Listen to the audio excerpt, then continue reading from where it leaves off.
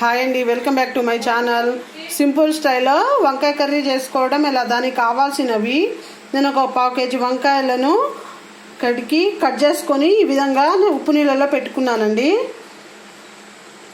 ఒక 2 టమాటాలు, ఒక పెద్ద సైజు ఉల్లిపాయ, అల్లం వెల్లుల్లి పేస్ట్.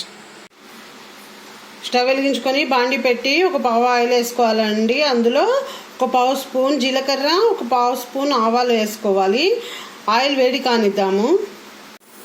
ఒక 1/2 స్పూన్ శనగపప్పు కూడా వేసుకొని ఆయిల్ వేడి అయిన తర్వాత అందులోనే మనం కట్ చేసుకుని ఉల్లిపాయ ముక్కలు వేసుకున్నాము.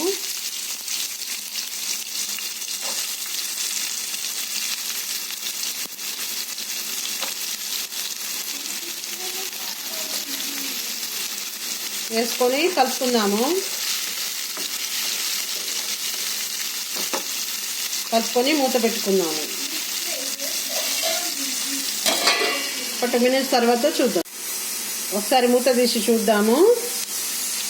ఇప్పుడు ఇందులోనే ఒక 1/2 టీ స్పూన్ అల్లం వెల్లుల్లి పేస్ట్ వేసుకొని కలుపుకుందాము.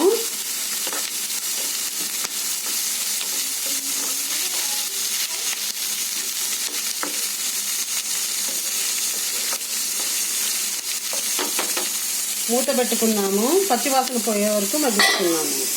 మగ్గాక చూద్దాం. ఈ విధంగా మూత తీసి చూద్దాము. తీసాక ఇందులోనే మనం కట్ చేసి పెట్టుకున్న వంకాయ ముక్కలు వేసుకున్నామండి. వంకాయలు వేసుకొని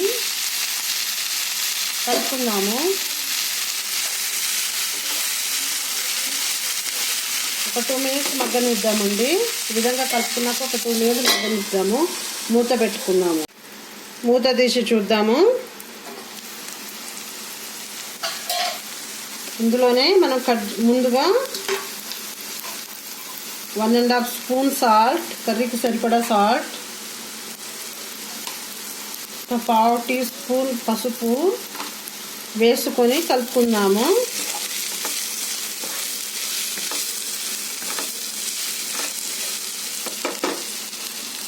ఇందులోనే టమాటాలు కూడా వేసుకొని మూత పెట్టుకుందామండి. ఒక 2 minutes తర్వాత చూద్దాం.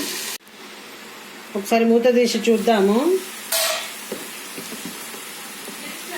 ఈ విధంగా మగ్గాక ఇందులో ఒక 1.5 స్పూన్ కారం,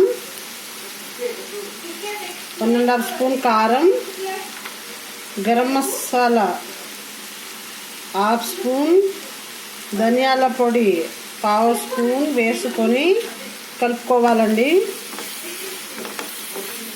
ఈ విధంగా చేసుకుంటే సింపుల్గా టేస్ట్ చాలా బాగుంటుందండి.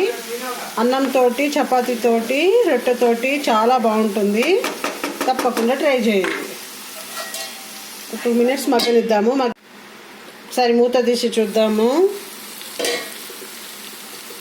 వావ్, టేస్టీ వంకాయ కర్రీ రెడీ అండి. ఈ విధంగా చేసుకుంటే టేస్ట్ చాలా బాగుంటుంది. తప్పకుండా ట్రై చేయండి. ఎలా వచ్చిందో కామెంట్ సెక్షన్లో కామెంట్ చేయండి.